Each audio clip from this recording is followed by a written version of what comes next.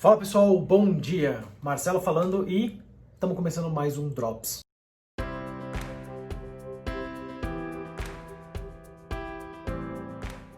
E esse Drops aqui tá comido já. Nesse Drops eu queria falar com vocês sobre um assunto delicado. Burnout. Vocês vão ver que tipo a palavra da vez é burnout, tipo, é em inglês mesmo, se fala em inglês mesmo.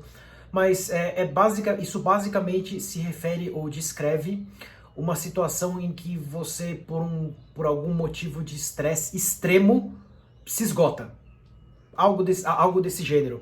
Isso pode se manifestar em uma crise de pânico, isso pode se manifestar em, sei lá, algum tipo de problema sério mesmo de saúde, enfim. Eu não tô aqui querendo dar remédio para nada, não tô aqui querendo solucionar nada. Se você tem ou teve algum tipo de problema desse aspecto, você tem que consultar um médico e um psicólogo. Combinados? Muito bom. O que eu queria falar aqui, ou mostrar aqui para vocês, talvez seja uma forma de, talvez, prevenir, ou como que eu me previno de não sofrer com isso, né? De não sofrer com burnout. Eu faço bastante coisa, muitas coisas, meio que ao mesmo tempo e ao longo do meu dia.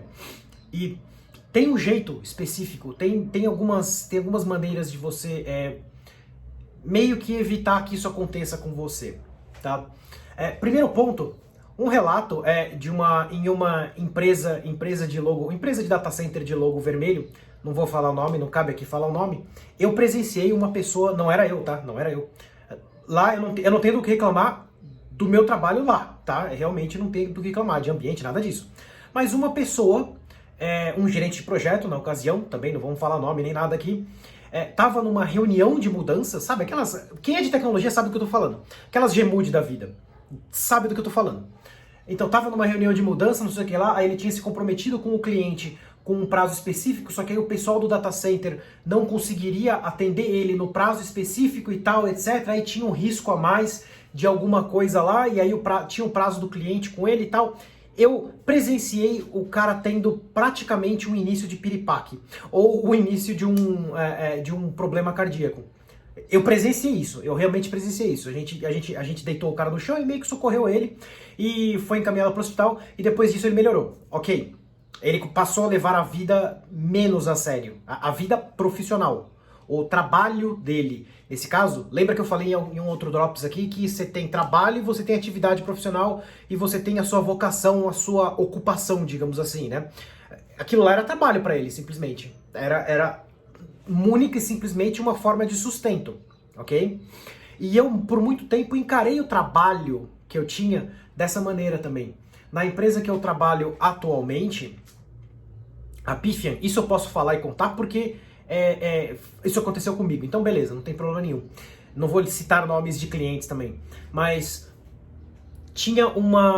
teve um projeto, faz uns 2 anos já isso mais ou menos. Teve um projeto especificamente que o cliente pediu por algum mal entendido, ele havia pedido para iniciar um projeto umas 2 semanas, e depois de duas semanas em uma reunião dessas de cliente e fornecedor, né? Nós como fornecedores, cliente e fornecedor, ele me perguntou, mas o Marcelo, a tal coisa que eu te pedi, tal implementação que eu te pedi, você já fez? E era um negócio que envolvia várias áreas. Quando é um negócio que envolve só o que eu tenho que fazer, que é banco de dados, ok, vamos que vamos, é fácil. Qualquer DBA aqui que está me ouvindo sabe do que eu estou falando. Se envolve só o banco de dados em si, beleza, a gente resolve, tira de letra. Só que isso envolvia várias áreas. Envolvia firewall e liberar firewall não é uma regra, não é uma coisa tão simples numa empresa daquele porte. Enfim, ele falou assim pra mim, então, tal projeto tá andando, rolou, fechou, porque é nesse final de semana que tem que fazer a migração completa do sistema. Eu falei, não, mas tipo, você não tinha me avisado, não sei o que lá. Aí ficou um diz que não disse, lógico. Ficou um diz que não disse, mas no fim das contas, meio que a corrente quebra pro lado mais fraco, certo? O lado mais fraco é sempre do fornecedor, sempre, quase sempre do fornecedor. O que acontece? Eu tive que pegar a bronca, eu assumi a bronca, falei, beleza, vai, foi uma falha de comunicação e eu não entendi.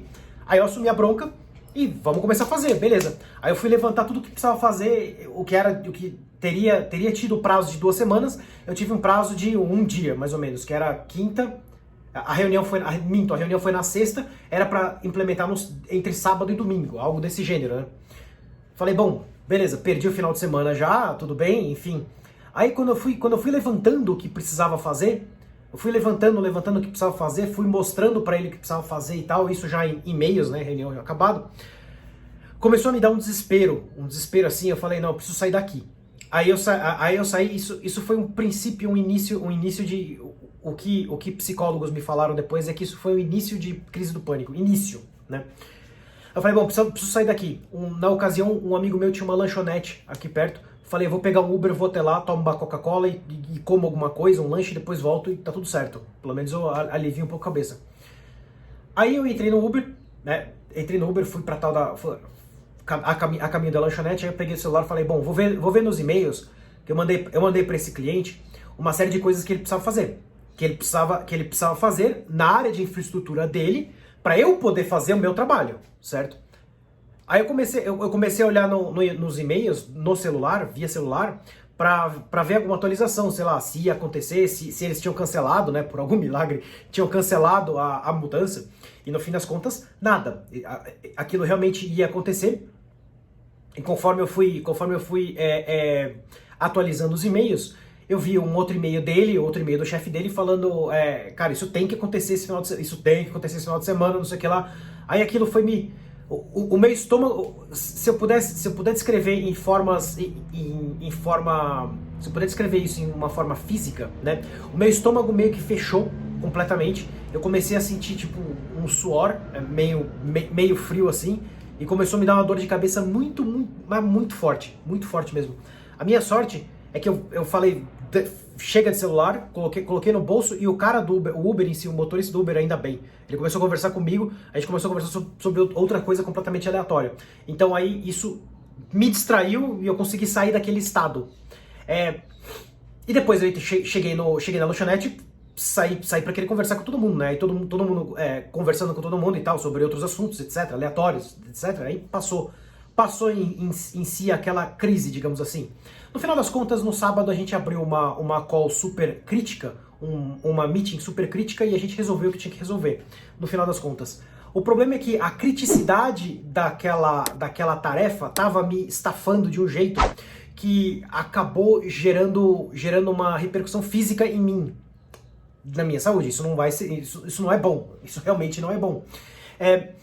O que eu conseguiria descrever isso é tipo uma espiral. Tenta imaginar uma espiral só que para baixo e que vai apertando. Uma espiral tipo um cone. Eu não tenho nada aqui para desenhar isso, mas tenta imaginar, por exemplo, isso aqui, ó. Tenta imaginar isso aqui, por exemplo. Péssimo de fazer para essas analogias, mas tenta imaginar isso aqui. Você começou aqui, certo? Você ainda tá ok, digamos assim, você tá meio que com algum tipo de sentido e sem grandes dores, digamos assim. Aí você começa a descer. Percebe que começa a afunilar e a diminuir? Aí você começa a ficar sem... como é que eu posso explicar? Você começa a se perceber sem ter para onde ir. Porque é uma espiral que vai te encurtando, é uma espiral que vai fechando o teu caminho, a tua visão. Você tem caminho, mas a tua visão vai fechando. Aí, o que vinha na minha cabeça nessa ocasião, né? Putz, eu vou perder esse emprego, não sei o que lá, é um emprego que eu gosto, é um lugar que eu gosto de trabalhar, etc. E aí eu não vou conseguir sustentar minha família, aí eu não vou conseguir, sei lá, sustentar minha casa, eu não vou conseguir, meu Deus do céu, meu Deus. Aí você começa, entendeu? O que a gente tem que fazer para quebrar isso? Ou o que eu fiz para quebrar isso? Eu me distraí, simplesmente. Eu fui na lanchonete do amigo meu. Eu comecei a conversar sobre outras coisas aleatórias com outra pessoa estranha, literalmente. Estranha a mim, né? Mas, perceba, a gente tem que viver, ou a gente tem que, de alguma forma, viver dessa forma. Ou a gente tem que achar que a gente está aqui e a gente tem que considerar já onde a gente está extremamente aberto ou extremamente positivo, e a gente tem que subir mais ainda no nível dessa positividade, digamos assim. Quando falam de positividade, galera, não é papinho New Age, não. É porque funciona, é porque é necessário, é porque precisa. É uma questão de mentalidade, certo? Se a tua e a mente comanda o corpo, é óbvio. É óbvio, tudo que teu corpo faz é o que é a mente que tá falando para fazer, voluntária ou involuntariamente, consciente ou inconscientemente, certo? Então a gente tem que se colocar, de alguma forma, a gente tem que se colocar em uma espiral que sobe de positividade. A gente tem que fazer isso, de alguma forma. Como que você faz isso, Marcelo? Bom, primeiro ponto, encare a vida. A vida não. Vamos falar de trabalho, vamos falar de ocupação. Vamos falar de atividade profissional. Encare sua atividade profissional como algo que é simplesmente uma atividade profissional. Se você é um empreendedor, é o seu negócio.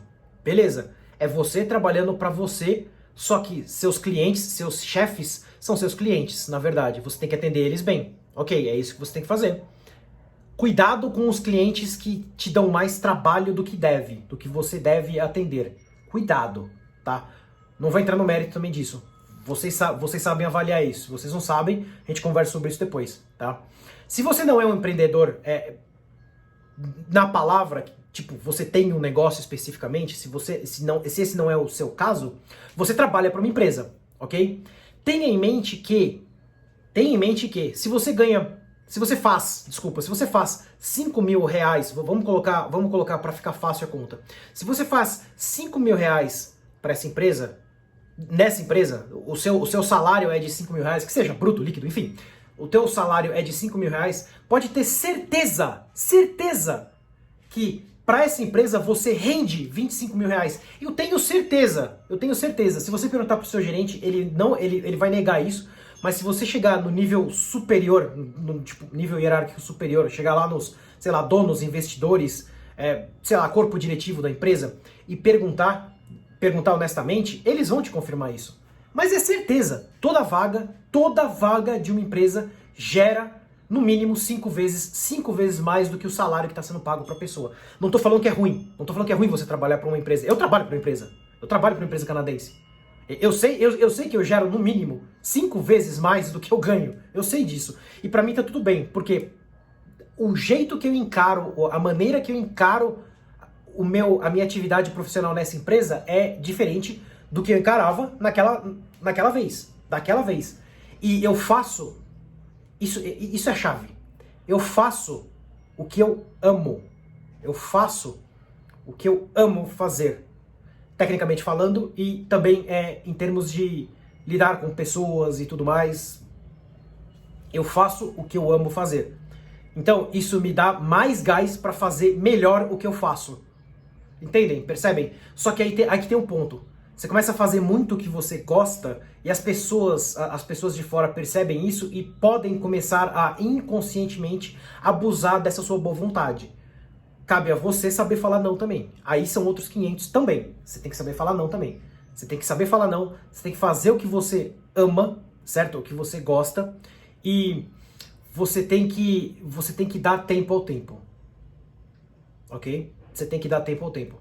No caso daquela situação que aconteceu comigo há 2 anos atrás, se voltasse aquela situação para hoje, eu ia falar pro cara: sinto muito, eu errei, não vou conseguir te atender este final de semana.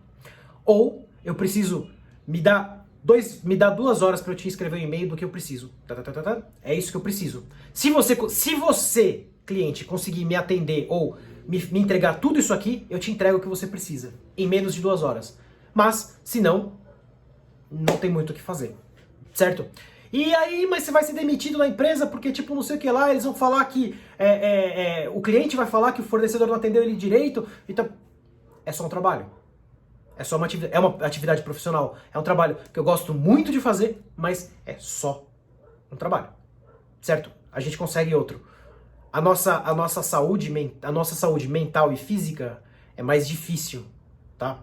É só isso que eu queria deixar hoje de recado para vocês. Cuidado, tá? Não morra por uma CNPJ, a não ser que seja sua. Não, nem isso.